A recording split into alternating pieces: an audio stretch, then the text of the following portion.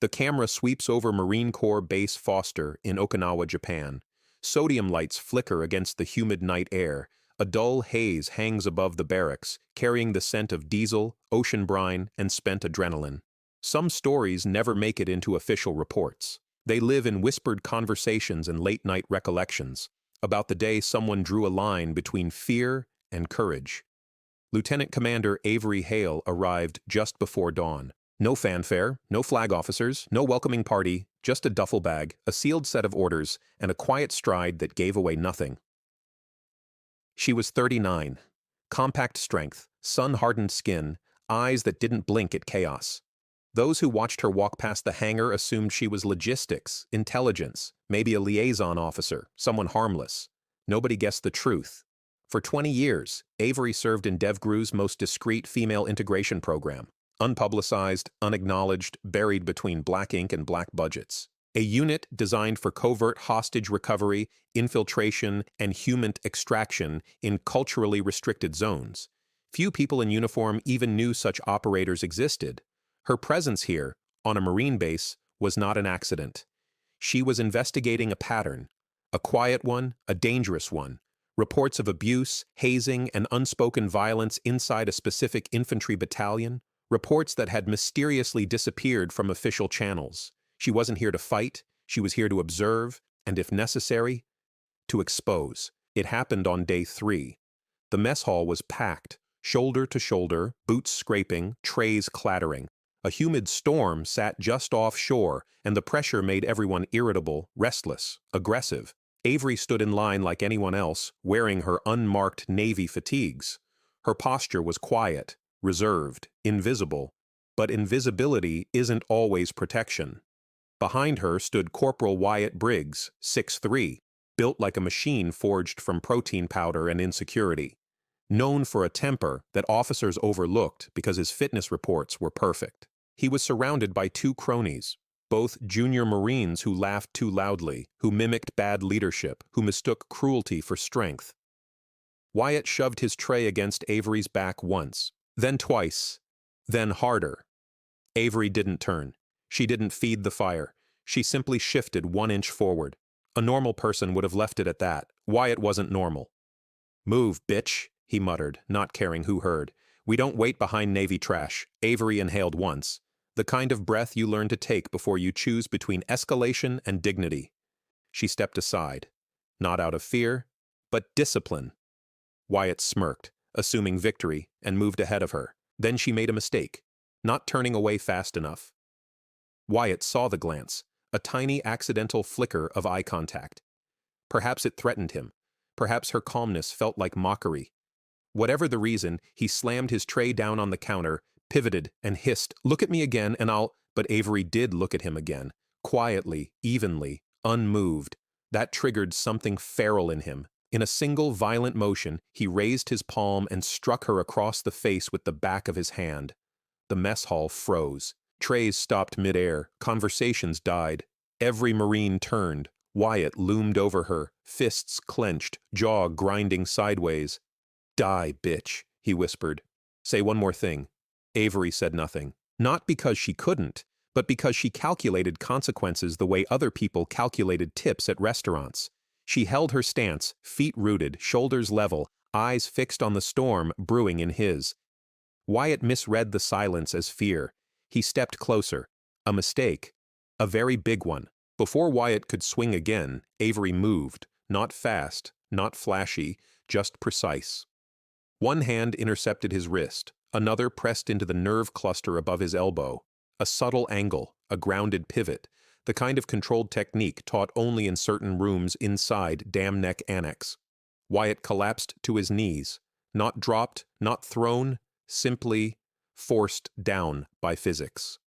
A murmur swept across the mess hall. Avery didn't follow with a strike. She didn't humiliate him. She didn't even tighten the hold. She released him instantly. He gasped, staring at the floor, stunned by pain and shock. No one moved. No one breathed. Avery's voice was calm, steady, almost soothing. "I'm done here, Corporal. Walk away." But Wyatt was the kind of man who couldn't walk away from humiliation. He roared, grabbed a metal tray and swung it like a weapon. This time, Avery did not intercept. She simply stepped aside. His momentum carried him forward, crashing into a table, scattering food everywhere. His two friends tried to intervene, stepping toward Avery. She didn't touch them, didn't threaten them. She simply looked, a stillness carved from battlefields no one here had ever imagined, and they froze. Fear doesn't always come from violence. Sometimes it comes from recognizing someone who has seen far more of it than you ever will. The senior NCO on duty, Gunnery Sergeant Alvarez, finally stormed in, shouting, "What the hell is going on?" Dozens of Marines spoke at once, but three voices cut through the noise, all different, all undeniable. "She didn't do anything, Gunny. Briggs hit her." Everyone saw. She asked him to walk away. Gunny Alvarez looked at Avery, who stood perfectly still, hands behind her back, posture neutral. Then at Briggs, shaking, red-faced, unable to stand. The room felt heavy with truth, and for the first time, a crack appeared in the wall of protection that Wyatt Briggs had built through intimidation and favoritism.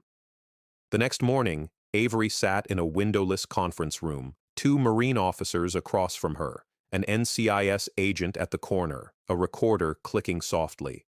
The captain began, "Lieutenant Commander Hale, we're trying to understand what happened. Multiple Marines claim you initiated the confrontation."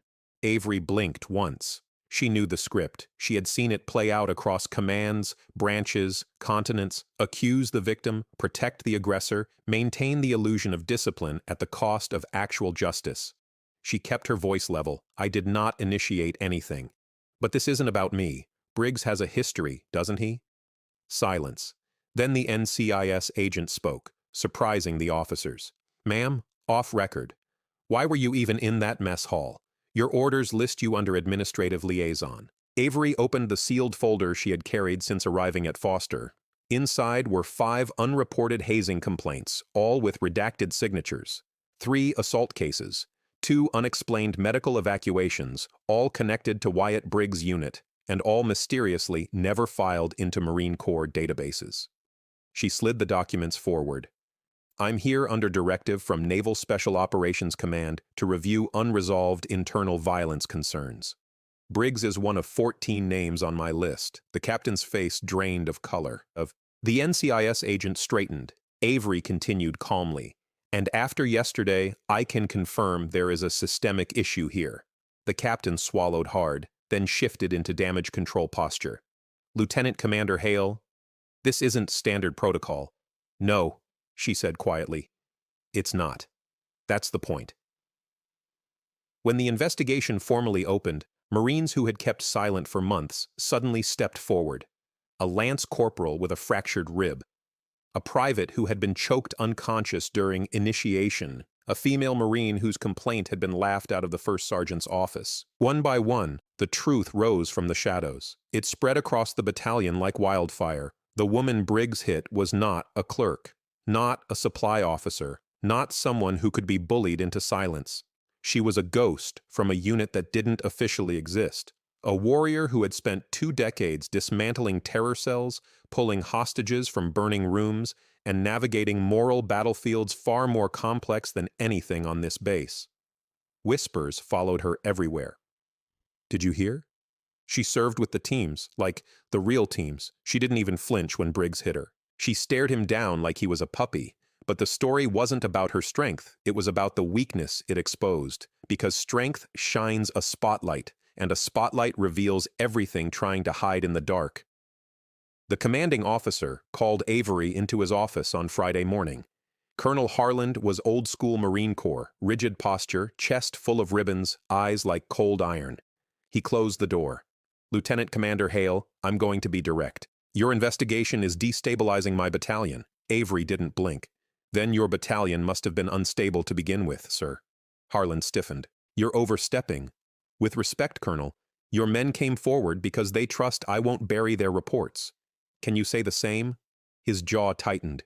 "Do you know what you're implying?" "I'm stating," she corrected, "that a leader who protects abusers creates abusers."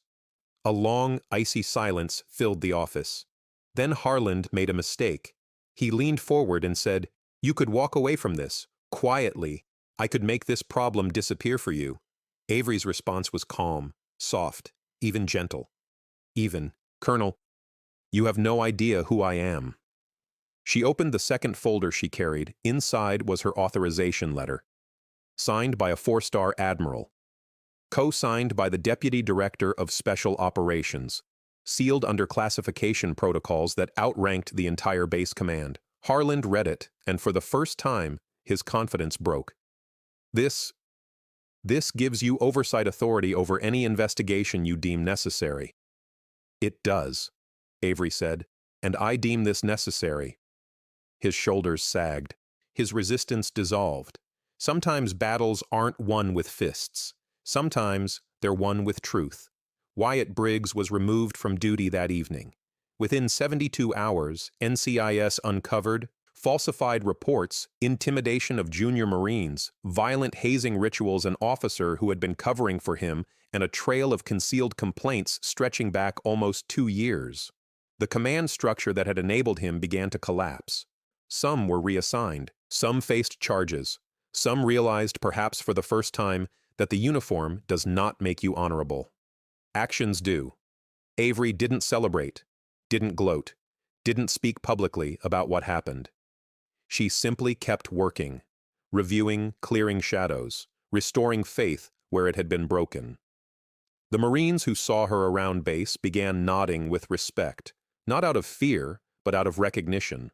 Recognition of someone who didn't back down, who didn't seek praise, who stood exactly where justice needed her. On her last day at Foster, Avery was approached in the courtyard by a young lance corporal, the smallest Marine in the entire battalion. She looked nervous. "Ma'am," she said softly, "I just wanted to say thank you. You didn't have to get involved, but you did." Avery studied her, a girl barely 20, carrying the weight of 100 unspoken wounds. "Yes," Avery said. "I did." "Why?" the Marine asked. Avery looked out across the base. The drills, the marching formations, the young faces learning how to be soldiers in a world that often taught the wrong lessons. "Because someone once stood up for me when I couldn't," she answered, "and because silence protects the wrong people." The lance corporal swallowed back tears. "Does it ever get easier?" Avery's smile was sad, truthful, human. "No," she said, "but you get stronger."